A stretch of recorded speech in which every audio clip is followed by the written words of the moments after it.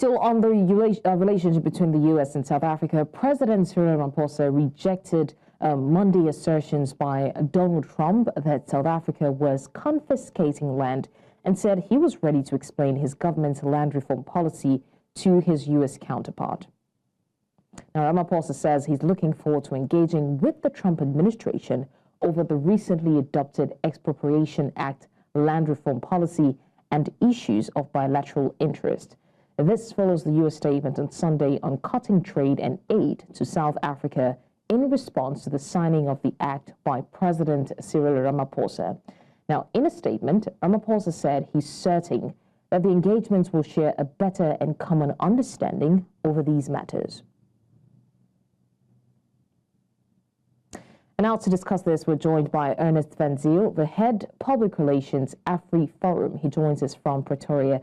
Ernest, thank you so much for joining us. Now, the South African government has issued a statement responding to Donald Trump's remarks. What is your take on both the government's response to Trump's decision to cut trade ties?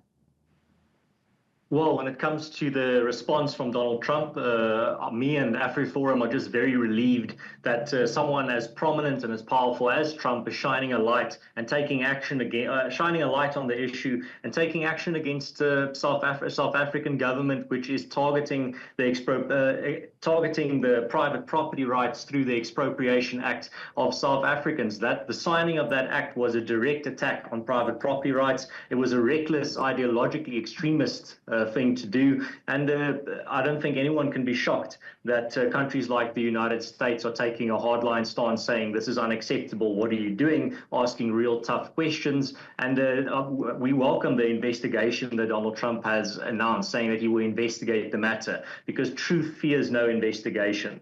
AfriForum will play our role as well in making sure that the facts get out there in regards to how private property rights are threatened in South Africa, but we will also be challenging the act in court here domestically.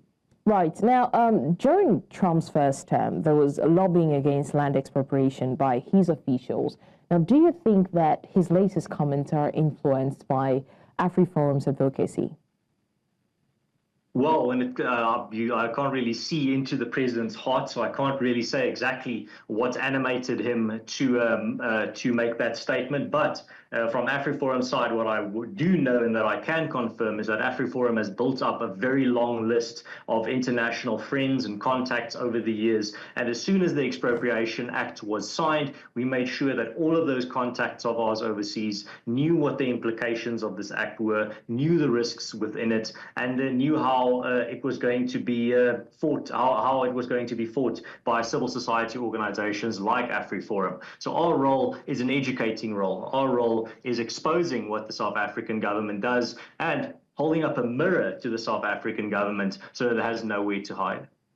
So still speaking of your role, the role of AfriForum, what is your position on land expropriation itself? Do you think that Trump's decision to cut aid and trade with South Africa is justified? I know that you hinted at that, but how would this impact the country?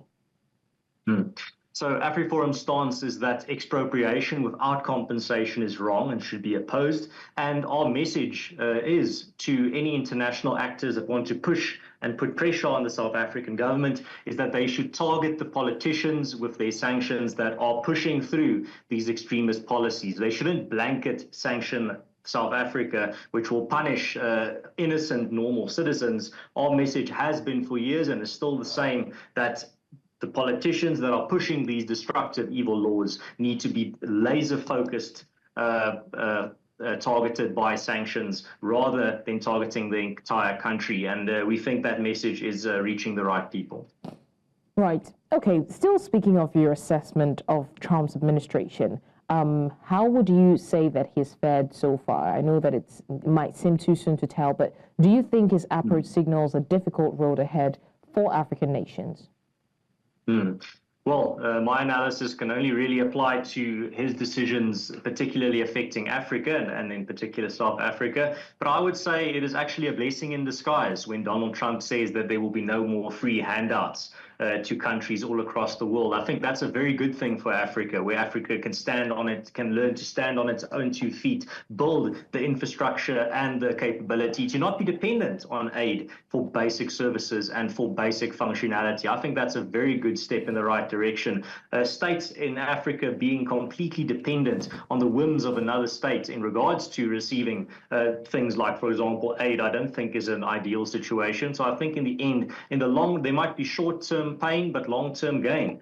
In regards to sanctions on South African politicians specifically, maybe that's why AfriForum is asking for that specific laser-focused approach to ensure that politicians feel the pain of the policies that they're pushing rather than the regular South Africans out there. But I think what African nations can expect from a Trump administration, I mean, it's still up for speculation, but at the same time, I would speculate that they need to expect some tough love, a cold shoulder, the message that you have to sort out these things on your own, no more free handouts. And as I said, maybe in the long term, that's a very good thing for Africa. Right, Ernst van Zyl, Head Public Relations, AfriForum, thank you so much for joining us all the way from Pretoria. Thank you for sharing your thoughts. Thank you for the opportunity. Goodbye.